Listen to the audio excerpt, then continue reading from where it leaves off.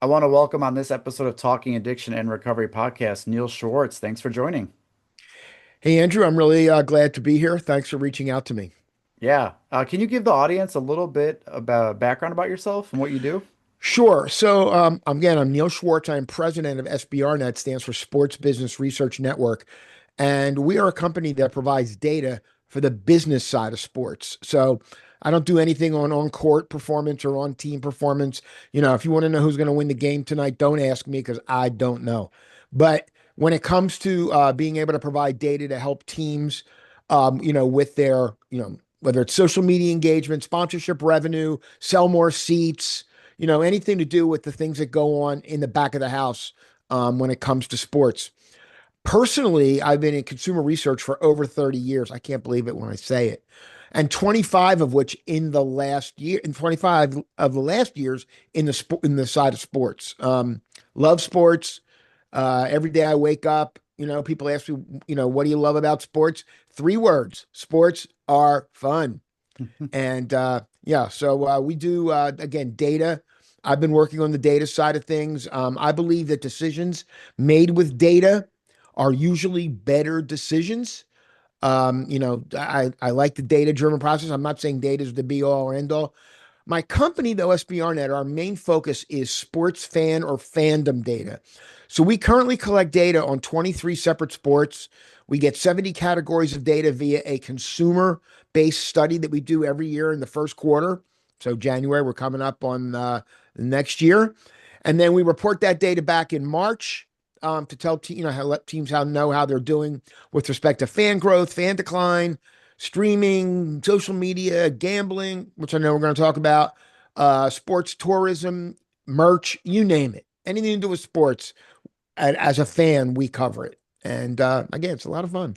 Yeah, that's amazing. I'm always interested, coming from a background I have in psychology and Hmm. human services. I've always been fascinated with sports fans because there's Hmm. just something about um, Yeah. everything that there is with the engagement, the Yep. connection, the Yep. Yep. identity Yep. Yep. that usually people tie All of into it. things. And I can you talk about at all Sure. any of the what have we seen with like sports fans and Sure. even like the behavior, the Sure. community? I guess I would say like more recently with trends or like what have you been able to tell by data and stuff like that? Can you share some You stuff like bet. that? And I'd love to. So, you have to first go back to the origin of the word fan, which of course, comes from fanatic. And, that pretty much tells you all you need to know. But the one thing about sports, Andrew, and believe me, talking to sports fans, you know, all year round, but we do it in our survey, is that sports fans really enjoy it because number one, it is a great form of entertainment. Number two, it's fun. Number three, it gives them a sense of community that we all crave. We hear it all the time. Community, building community it's a real thing. When you're a fan, I know you're in Wisconsin, you're probably a fan of the Packers, Yep. I think they call it the Packers Nation. I don't even know what they call it, but you're part of this community. And that's really what people crave. We all crave belonging, and we all crave, while we all are individuals, we all have our own idiosyncrasies and we all have our own ways of doing things. And obviously, we're all different, but we all seem to be able to converge on this one thing called sports.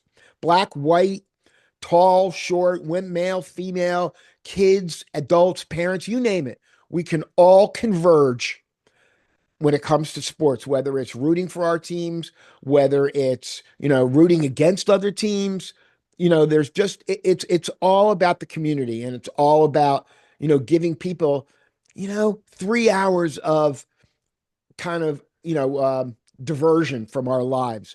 Because God knows right now our lives are in real turmoil. And I don't want to get into people's political situation because God knows you can get in trouble there. But right now, we need these diversions. We do need these diversions. And, we've seen a lot of changes go on with sports fans over the last few years. Number one, you've got to go back to 2020 and the pandemic. The pandemic changed everything for everybody. We all went through it, Even not just here in the sports. United That was States. that was the big thing when sports was like Shut down, halted. basically. shut down, it was like, when does that ever happen?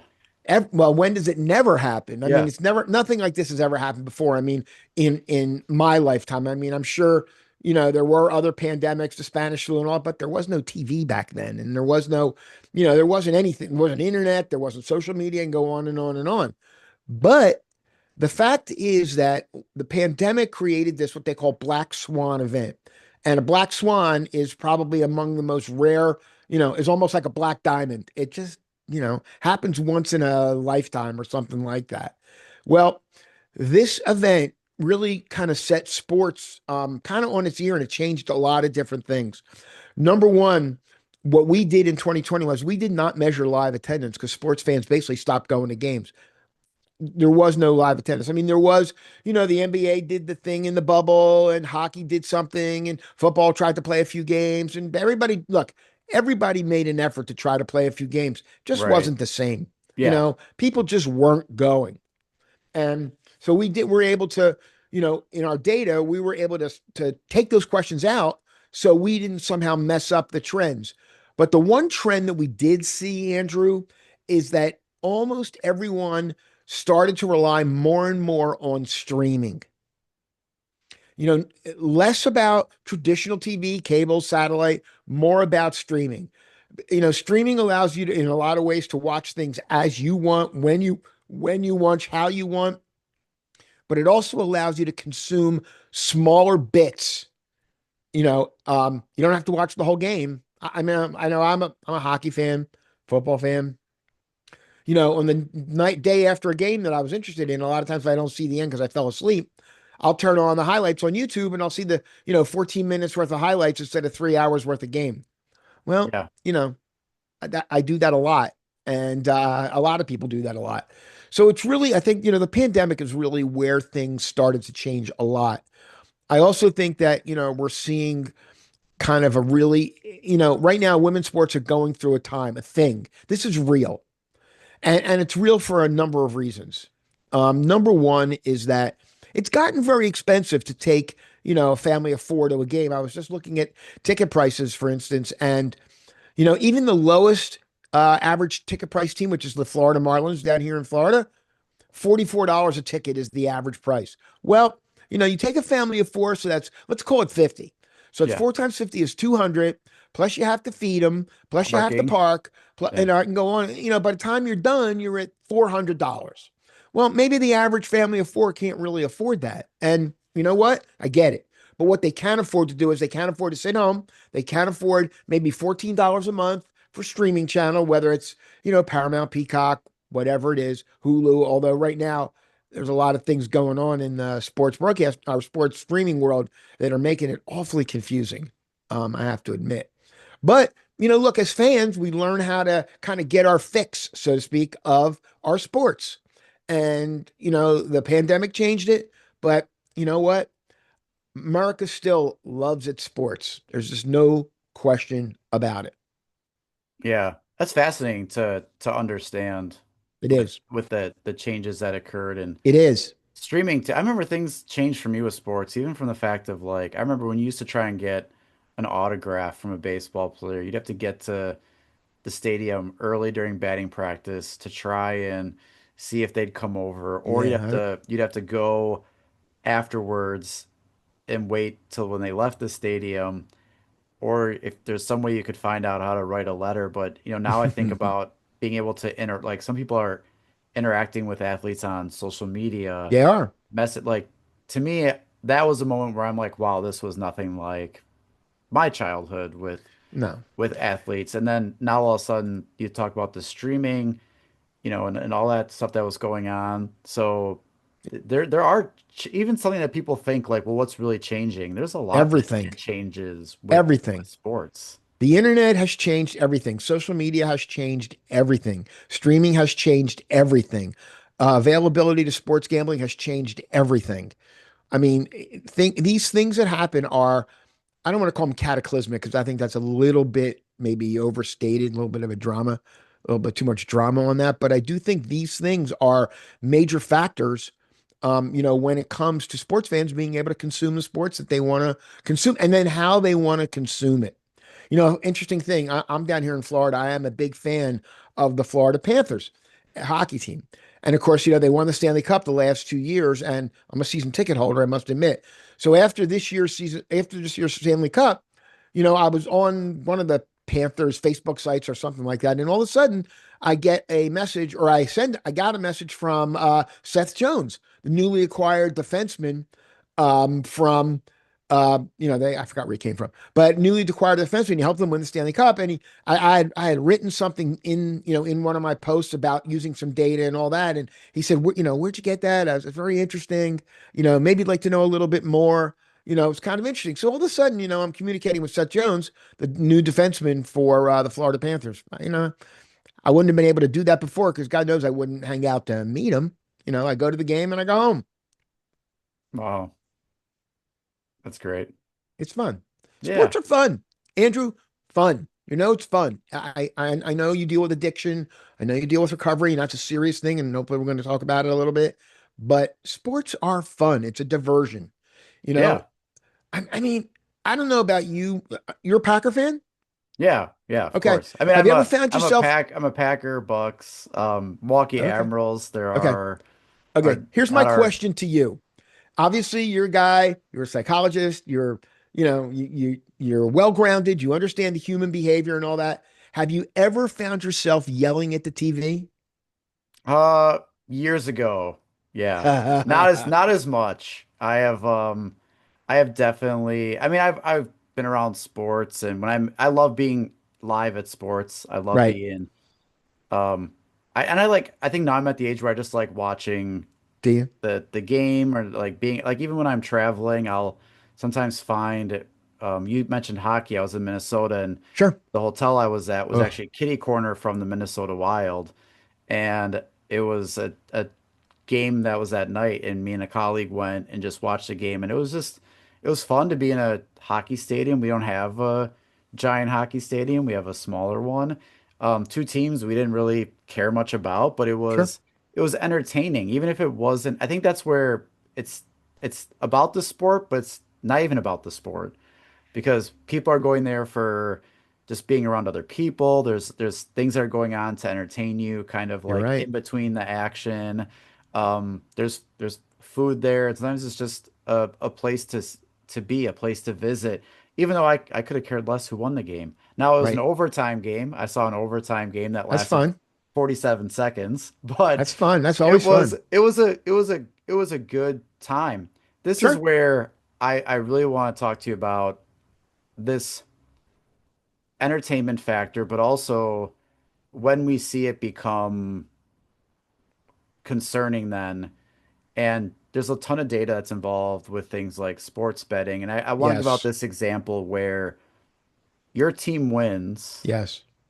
but because of a bet you place, you lost, Yes. and how that changes now this entertainment and this fun thing. Because I think that's where, out of all the areas with sports betting, which is why I'm glad you're on this show to talk about it, Sure. I Sure. think one of the things is looking at is like, how is it changing fans' Be- engagement with the sports, but also the fact that usually we're cheering, we're clapping when our team wins, but then we hear these stories about, this person's team won, but they only won by 6 points instead of seven. and they And then all lost of a their sudden, bet. and then they lost their bet. But then also we're seeing I saw another article this week come out about a player talking about death threats that they're Right. getting Oh yeah. because of it. Oh yeah. So I'm really curious, out of the work that you do or out of UC, like Sure. part of that, how is gambling changed? And let's be clear, Everything in sports. and I want to be clear too, gambling on sports isn't brand new. This isn't something that is, Nor is it but illegal. but is In it it in has 29 states, it's not illegal. 30 states, it's not yeah, illegal. It's legal. it's changed as to how people can do it. The method is different. Even Yes, what it's people easier. can bet on has changed. Put your So phone in your right yeah. hand. You can start placing bets. That's all you need. And all you need is a credit card and a driver's license. And you can bet mid-game. You can bet on a player You like could play before. it. You could bet on a mid play if you want. Right, I mean, right. but you got to be able to, So from what you do yes, and part of what you see, yes, how do we begin to look at the change that sports betting can introduce in someone's connection with the sport or even their engagement Mhm. Mhm. that to us would be like this isn't this isn't what we're wanting from this, but this is what we might be seeing. There's a lot of pieces to the answer that I'm going to give. Okay. I'm just Yeah, going to tell you right now. So you might as well sit back, have a drink of water. it's But great. there's a lot of pieces to it. Number one is that sports fans that gamble are much more engaged sports fans. So that means they're on social media more, they're buying more licensed merch, they go to more live games, they travel to support their team in many cases, they watch more streaming, they are more engaged. Okay, no question about it. There are currently 32 million sports fans here in the United States over the age of 13. Now, pay attention to that one that gamble on sports. And the number actually right now is kind of flat year over year. It went up from 21 to 22, kind of went up again 22, 23, but flattened out 23, 24. And the reason why is twofold. Number one is that the number of states coming online with online gambling has slowed down. The sports gambling companies have been great at grabbing the low hanging fruit. State comes on board with online gambling, introduced, boom. The people in the state all of a sudden sign up, get a subscription, whatever it is, and away we go. But what's happened is the novelty has worn off of sports gambling. However, there's a lot of other factors. Number one, there are two big states that still do not offer online gambling, Texas and California. California does have sports gambling, but you have to go to a brick and mortar casino in order to place your bets. Texas doesn't even have that. Which is now like So, old school well, thinking. Like I, even though you know it's what? I don't understand it, to be honest with you. It generates a lot of money in revenue. We look at what they call then they look at the drop, which is the amount of money that's brought in on a particular game. And, you look at those states that do offer online gambling, states are making money off this. Don't make no mistake about it. I mean, this is a money making, and casinos and these online gambling companies don't go out of business. It just doesn't happen. The house always wins. It always favors the house. And it's just the way it is. But there's a couple of things though that kind of matter to me, truthfully. I don't have a problem with gambling on sports. As an adult, I'm a baby boomer. My father gambled on sports. Okay, but he gambled a different way. He used to have to go to our local barber, and he went. My father used to get his hair cut like once every 2 weeks or once a week. I don't even remember at this point. But he would place his bets there and he would do those little parlay cards, and all that kind of stuff. And, that's the way it was. It was cool.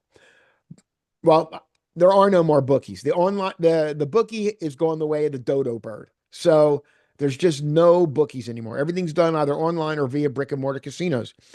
What concerns me, though, about sports gambling is this. Number one, approximately 5% of all sports gambling is done by underaged people.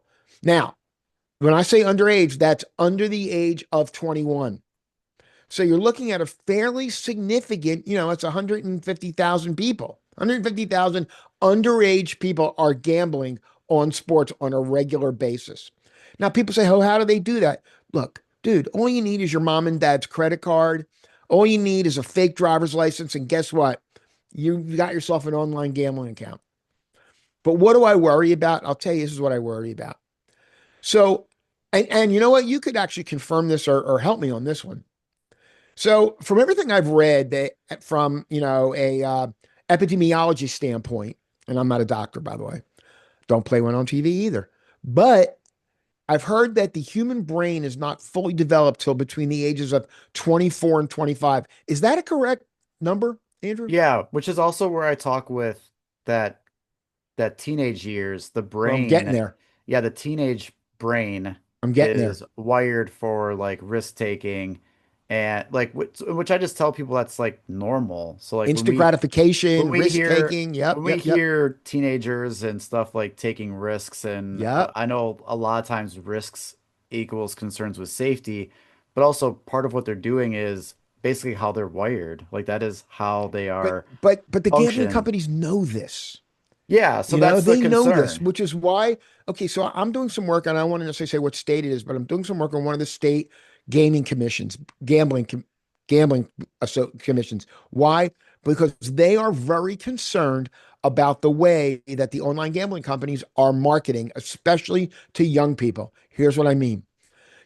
Everywhere you go, you'll see, hey, put $5 in your blank account. I don't want to signal out one particular. And if you win, we'll put $300 in your account. Now, you're 18, you're 19, you're 20 years old. What's going through your brain when you see that? Free Right. money. If I win, I get free money. I Yeah, mean, risk those are two of free, the most powerful. risk What's that? free. Um, like It's it. $5. Yeah, You know, what's $5? Nothing. And they get 300 put into their account. Well, I hate to say it, but that young, sub 24-year-old brain doesn't understand there's no such thing as free money. You got to pay to play. And that they think they could draw that. They think they're going to win five, bet five, get 300 put into their account. And then all of a sudden they're going to be able to draw that 300 out. That's not the way this works. right. They haven't read the fine print very well. That's why So, our biggest concern has been normally in the field of like gambling help and prevention. The 18 to 24 oh boy. is our age right now, emerging adults with concern because of where they're at with their brain development, but also 18, you're going to be an adult. Yep. Your access to things has changed Money, versus where it was. Yeah, so credit to cards, us, debit card, you bet. a lot of that age, and then even Hmm. a little bit younger, because now it's pretty common if you ask even younger than 18, have you gambled or you done any, and a lot of people are acknowledging betting on sports and Hey, doing that even when they're under 18. I do an event every year. In fact, we just did it last weekend called Get in the Game. It's focused on helping students get jobs and internships in the sports business. So on Saturday night, we do an event, and I'm sitting around with about 15 other college students, and we're just talking. I mean, and I ask, I kind of ask, I look, I don't know any of your parents. I promise I'm not going to report back to anybody. I said, but how many of you have gambled on sports? Almost everybody around the table raised their hand. And I know for a fact that a great many of them were like sophomores, maybe juniors. So chances are they're not 21 yet. I think I was 21 my junior year, maybe. I don't even remember.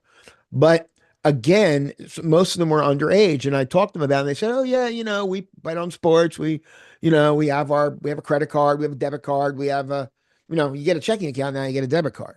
And once you get that debit card, nobody teaches you, about it, which they rarely do. All of a sudden people are gambling. Look, I've heard numerous stories and I've read numerous stories about students in particular who have gambled away their tuition money, gambled away their room and board money, gambled away their spending money. You know, um, and these gambling companies, I hate to say it, they don't really care. They just want the money. I mean, look, there are many cases they're publicly traded. In other cases, it's just about the money. And so, you're just seeing another situation where these companies are, show me the money, you show me the money, and I'll show you an opportunity to be able to either, to bet on more games. I mean, it's just, look, I don't understand a few things. I'll be honest. I don't understand the brain chemistry, physiology thing. I guess when you win, it releases a certain amount of endorphins. Is that the right one? Well, the fascinating thing, it's the anticipation of the outcome. Okay. So this is where people sometimes wonder how is it that people can get this excitement from Yeah. losing, but the reality is it's not from the outcome of the event. Hmm. Because, remember you said house always House wins. win, So house always so how wins. so how would it be that this outcome that's pretty consistent and frequent that Sure. people are they're not having fun by losing, but it's the fact that it's the dopamine rush from the Oh, anticipation of okay. the outcome. So like right before, the flip of a card or the spin of the ball in roulette, like as it's spinning and as it's about to um fall on the number, that's where the dopamine rush is coming because of the excitement that I'm about to win. But then if you don't win and you had a lot of money or you had a lot riding on it, it causes like a big crash. So what would Oh, be the opposite? What would be the receptor or the hormone that would be driving the crash part? Is that just the draining of the dopamine yeah, out of your yeah, system? yeah. Usually? Because it's such a high Sure, peak of sure. it, and then all of a sudden someone thinks, especially when I look at what I do when I work with people who are struggling with gambling, they think this is what's going to all of a sudden erase all their debts, or they think this is what's going to get them out of like this is not the same person who goes and gambles at the casino and Sure. they put aside 50 bucks if they lose. All right, I'm going home. I might not come back for a year. Like the social gambler versus those who have a problem with it, that anticipation of what that's going to do is so high. Yes. And then when the devastation is now my debt just doubled, or now I don't know how I'm going to pay for this, Yes. that crash is so significant. So I always tell people it's not the winning or the losing that does it. It's the anticipation of the outcome, which now we're seeing. Before we used to talk about, you know, roulette table, slot machine, cards, dice, but now we're talking about, a touchdown being scored, Yeah, but um, the or a difference is basket being though, made. when you're betting a roulette and you're betting on even cards, there's a certain, I mean, it, there's literally very little human element to. In other words, a kicker comes out to kick a field goal at the end of the game, either to win it or lose it. And he's going to kick a 50-yard field goal, and either it's good or it's not good. There's, I think, a whole different perspective that you have when you're watching a human being do this or you're dependent upon a human being. By the way, this brings up a whole other issue than when, the guy just throws a little ball on the roulette wheel and wherever it drops, it drops. I mean, it's physics, but it's not, and it's luck and it's random. A guy kicking a field goal is not random. It Right. is, it is time and place and space and time. And, whether he makes it, he doesn't make it, you can't tell. But I think what you just said, though, I think it's the anticipation. It's that rush of dopamine as that kicker's running out there to kick what might be the winning field goal, which will lead to a winning bet for you. And then when he misses it or he doinks it off the upright, it's the opposite. Even if your And team is winning, or they yeah, they they could, you see this in late games where the team seems like they are pretty much going to win. This yes, is no question. They're up by 15 with 30 seconds to go in the fourth quarter. sure, And all of a sudden, like one little late basket or a late foul free throw sure, or a field goal that makes it where they only lost by 12 and not by 15, where your team still won, and that this is something that usually is what's cheerful, exciteful, and this is great. But now all of a sudden you lost your bet, and it's like the sports fan, how do they uh, what are they connecting with? The bet now that now just cost them. Um, for some people it might be like, okay, lost the bet, but I'm glad my team still won. yep. Someone else is uh, I don't care about my team winning now I because I just care just about my lost this bet. money. And then we've seen that behavior towards people because, like you said, now it can be attached to a person, a performer. I remember there was a high school um, story about a high school kicker who missed a couple of field goals in high school, and some people had some bets on it, and the kid got death threats from adults. That's unbelievable to me. So to me, that's why I really am fascinated to talk about this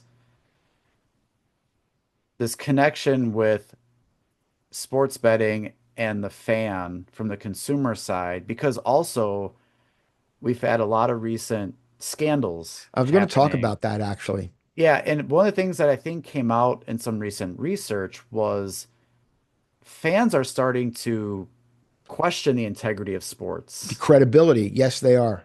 And now I'm And wondering, how does that now impact fans and the sports? Because this was a reason why there was such a push to not like to protect the integrity of the game because of what gambling could do. And now we're seeing all this stuff happen. So yeah, I'd love to just get your yeah, thoughts on yeah. how that is now the perspective of fans when they see a article that comes out now almost every week every Uh, week, every day, some almost. some I mean, ath geez, yes. I spoke in class the other day at Loyola Marymount in Los Angeles, and to a group of group of college kids in sports management, and I focused on sports gambling, and I started off with like 12.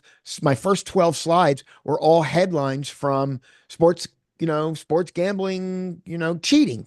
Whether it's person cheating, whether it's a referee cheating, whether it's a player cheating, whether it was death threats sent to a pitcher, whether it was now they're claiming these pitchers were signaling their pitches to, other teams. I mean, it goes on and on. And I think it's really going to hurt the credibility of sports. You know, I look, I do gamble on sports occasionally, but I can't tell you how many times I've, watched a referee like blow a call in the last few minutes or something like that. And I start thinking to myself, but I'm not a conspiracy theorist, so I kind of let it go. But now I won't let it go. I will probably hang on to these things. And I think and I think it's a problem for sport. I think when sport loses its credibility, its integrity, you might as well be wrestling for all that matters. And then it's acting. It's not even sport anymore. So Yeah. Yeah, and that's what I'm kind of curious, like how will this change? Because since the the 2018 decision with right, the sports betting, we've right. seen such a how many states legalized that in 7 years, eight hmm years, like hmm that was a fast wave. I look at it like when states started changing around marijuana, like some picked up fast, but sometimes there's still places that are way behind. Oh no, there's Sport, many that are way sports behind. sports betting just came in and kind of like, all right, move over. We we Well, we because it's a know we know how to victimless do this. crime. Yeah, yeah. It's you know what I mean. There's no victims here, really, except for the underage kids and maybe the people that get in too deep. I mean, look, gambler always believes, if they're on a losing streak, the next bet's going to turn everything around for them. I mean, you and I both know that's a bunch of hogwash. But gambler, as you said, wants to achieve that rush and wants the rush of anticipation. And they're hoping that next bet gets them out of the hole, and then it gets them deeper. And look, again, I'm not a doctor, I'm not an epidemiologist or any of these things, but what little I understand about opioid addiction or alcoholism or any addiction is that somebody with addiction issues always believe that the next thing or the next will somehow get them back on track. And usually it's just the exact opposite. um, Keeps them on the same track. And, it's a difficult thing. And the problem is this is associated with gambling. This is not, I mean, very few people die actually from sports gambling. I mean, people die because of opioids. People die because of alcohol poisoning. People die, for there are, but nobody really dies from sports gambling. They may end up bankrupt, or they may lose a lot of money, or their wife might divorce them, or husband, but people don't die. So, I think, look, I do think gambling on sports is great. Look, I wish there were some more guardrails put up by the government, although when the government gets involved, you can be sure it's going to get effed up. And, I mean, look at the recent decision by the NCAA. I don't know if you've been tracking this one. Yeah, they made their announcement, then they kind of a little Well, on backtracked November a little 1st, bit. on November 1st, the NCAA came out and said that it is okay for college athletes to bet on professional sports. I mean, are you freaking kidding me with that? How big a leap is it going to be before the kid starts betting on, another team in his conference, and then he starts betting on his own? You know what? You're just asking for trouble. And these freaking NCAA and all that, just, no guardrails, no guidelines. And then they come out and say that it's okay for them to bet, because maybe somebody threatened an antitrust suit or whatever it was. It's wrong. It's just wrong. And, unfortunately, it's the way people are. It's the decisions that people are making. So, Because I think there is a lot of different conversations around the sports betting because there's a conversation of the harm and those that are impacted by it and mhm. and you know the youth and Mhm. different care, but I'm also wanting to take a step back and just think about in general, like how it changes the fans' engagement and the integrity of the Well, sports. it That increases the like, fan engagement. Look, if you're yeah, betting money on a and team, guess what? By definition, you're engaged. in good ways and bad ways though, right? Like Well, they're but if fan that bets on a team, chances are they're buying licensed merch. So they're wearing a jersey, they're wearing a sweatshirt, they're wearing a hat. right. They're buying licensed merch. Check. Chances are, not chances are, the data tells us that a fan who gambles attends more games live. Attending more games live means just spending more money on concessions, parking. Check. More engaged. Fans that are gambling are posting more on social media. Maybe it's not all good, but they're still posting on social media. Is that is that signal more engagement? You bet. Check. So I can go on and on with all of these situations where sports people who gamble on sports are more engaged. That's a good thing, by the way. The problem is, when is it not a good thing? When does it get out of hand? When the cheating starts to happen. In this NBA cheating scandal with Chauncey Billups and I forgot the other guy's name. But look, I'm in my 60s. Okay? I like to believe I pay attention to current events, what's going on. I have never heard the mob mentioned by name in any specific lawsuit. They literally mentioned the mob families that were involved in this cheating scandal. I've never heard that before. So that's how deep and how big this gets. And, unfortunately, just like you said, goes towards integrity, goes towards ethics, goes towards, when does football become the WWE? Yeah, and that's where to me it's like that intersection, like going back to not even the an addiction mindset or Right. the to that level, but to me it's sort of like when you have this strong connection to sports, Mm-hmm. and then you look at sports betting can increase that engagement. Yes. What happens when those two aren't like that sounds like they're running on the same path, right? Like they're kind of They like are. they merge. Then what Have you happens? watched a game live recently?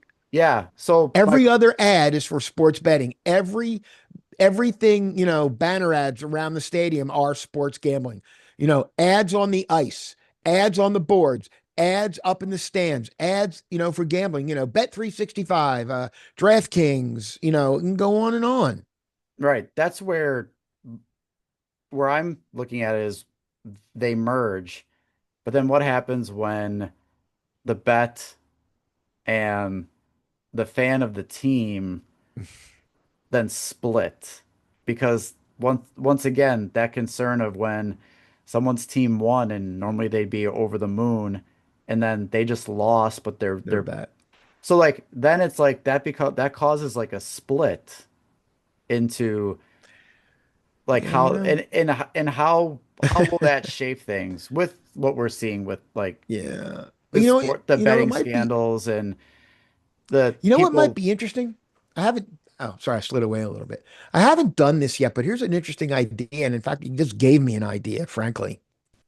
So, one of the questions we ask in our annual study of sports fandom in our gambling section is, do you anticipate spending more, less, or about the same on sports gambling that you did last year? Now, look, if, I hate to say it, remember, this is based on, you know, what you think or what you anticipate. So, you take it with a little bit of a grain of salt.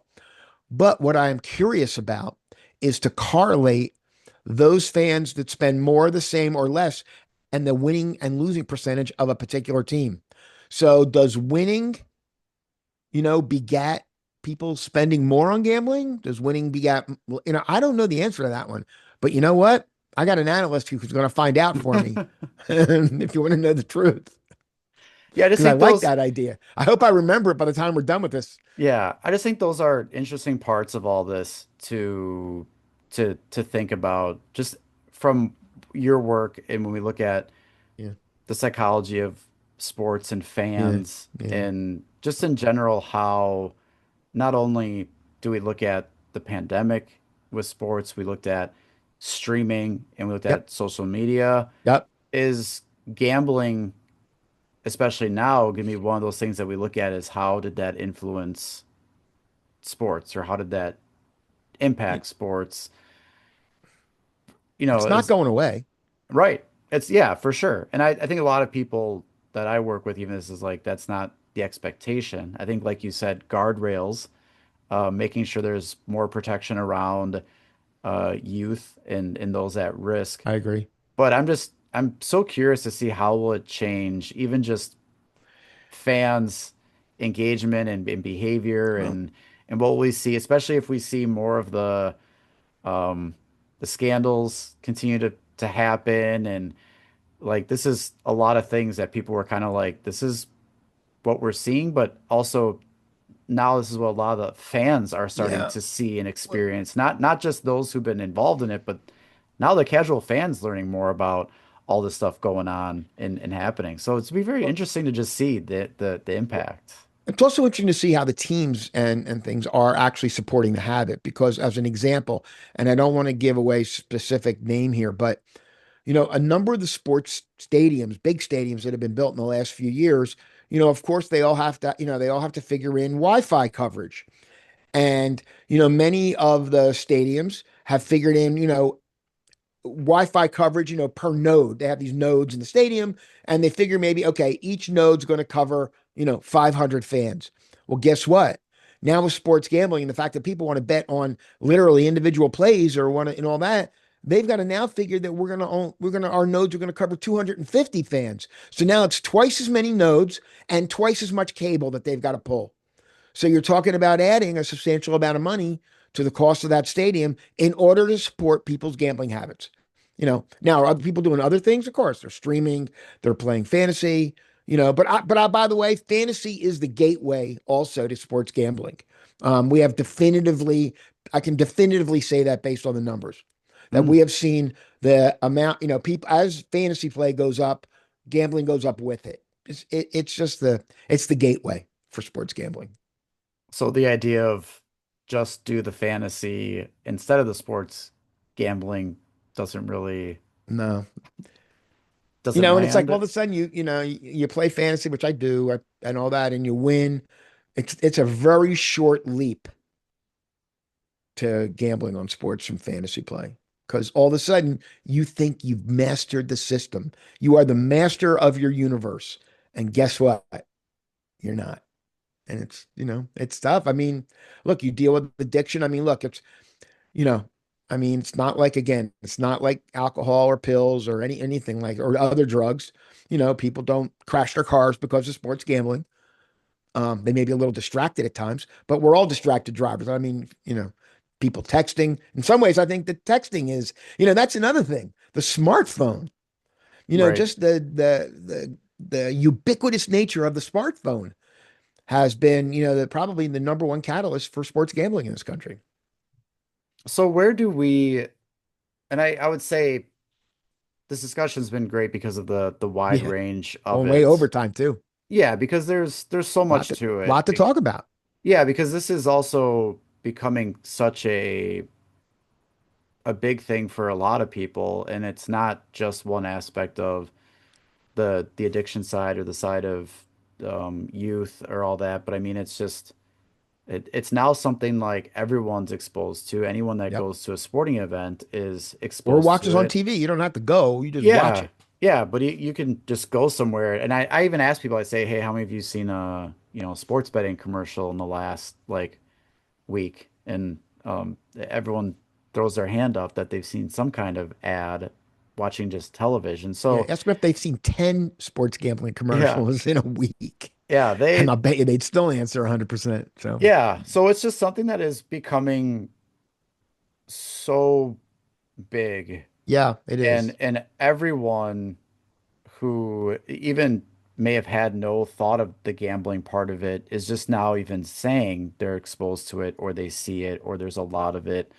So to me, I like the discussion because I think part of it's just to see how does it impact, the experience? How does it impact, the fans? Like as this unfolds, how will that change? Because there's like we both said, every day there's almost some new article about something going on where, and it's just I don't think that's slowing down Not anytime at all. soon. But I think there's going to be just more of it. And it'll be interesting to see how everyone reacts to it, which is why I want these conversations so that people can hear about it, get some knowledge, education, and realize some things to what's really going on because it's a pretty wide-ranging topic that isn't just like a siloed issue, nope.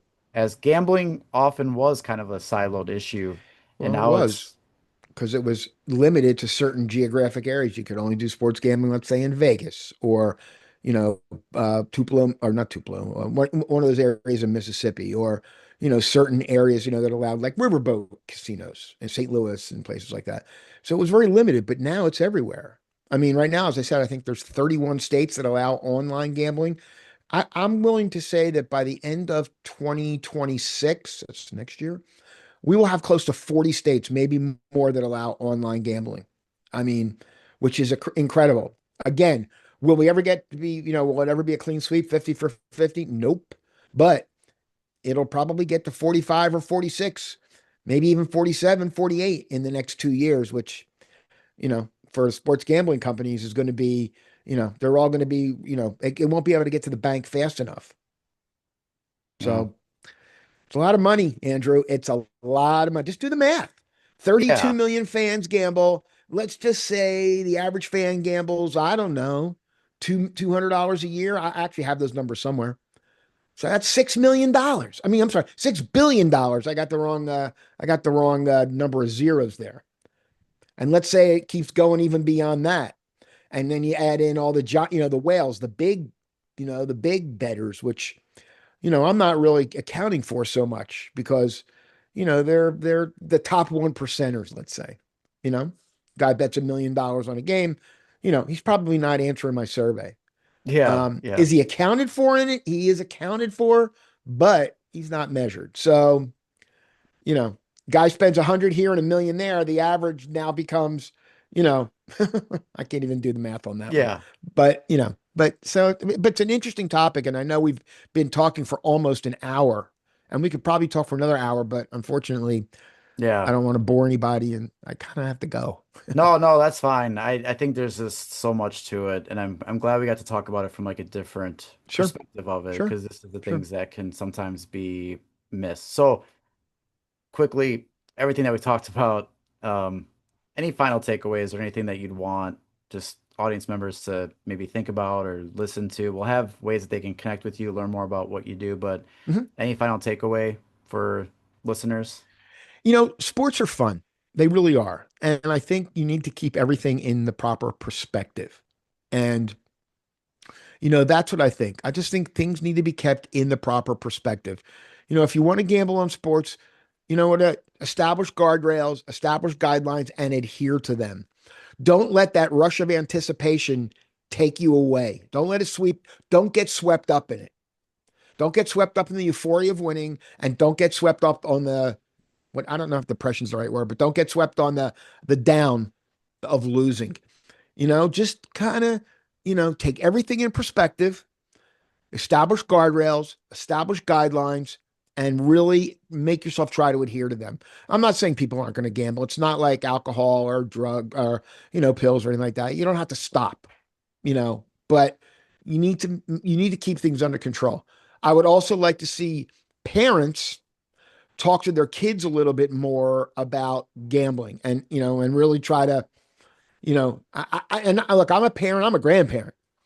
And look, my grandson, sends me a text or a FaceTime the other day with a 20 bill, like kind of stamped on his forehead. He's like, "Hey, Poobah," that's what he calls me. "You want to bet $20 on the Thursday night game? The Eagles were playing or something, or Dolphins are playing." I'm like, "No, Ashton, he's 11 years old, you know? So again, I think parents really need to like pay attention to what kids are doing. They need to sit down, explain to them the ramifications, explain to them, well, I don't want to say right and wrong because that's bad, but just explain what, the ramifications of what they're doing. and don't enable it and don't support it. Just, look, kids are going to be kids. I get it. I was a kid. I gambled when I was in college, but, but again, I kept it very much under control. Hey, my former roommate in college, yeah, unfortunately, his father had to come up and take him out of school. He owed a bookie over $2,000. And, back, when I went to school, that was in the 70s. That was a lot of money. So, just keep everything into perspective. Keep the, establish guardrails, keep everything into perspective, and just stay within the lines. It's very important to stay within the lines. And that's really all you have to add. Hey, if you want to get in touch with me, by the way, my website is SBRnet.com. That's Sam Baker Romeo net.com. My email address is Neil, my first name, Neil at SBRnet.com. And actually, I do answer emails. Okay. I'm old school that way. I answer emails, not like my millennial children who can't seem to hit reply and send me back a yes, no, or I'll call you, it's unbelievable. But again, and also follow me or follow us on LinkedIn, SBRnet. Follow us on Instagram, SBRnet Data. I'm on Twitter, but to be honest with you, I don't even know what my handle is because I don't even know what Twitter is anymore. X, Twitter, I don't get it. So I don't really talk about it. But, if you want to learn more, if this topic interests you or you want to understand it more, I have got bucket loads of data, to help you make some sense out of sports gambling.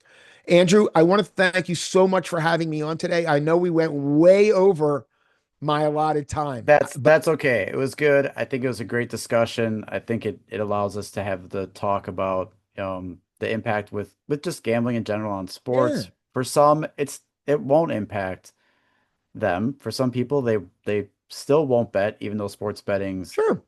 access. For some, it's going to be uh, a challenge. It's going to be devastating. It's going to have significant impact. So we're just talking about more people being Yep, exposed to this yep, than yep. normal. So that's good for people to hear about the wide range of what's going on. So I want to thank your expertise, especially coming from that side of understanding sports fans and the And data the that you data. use Yeah, to do that brings a different perspective on how sure.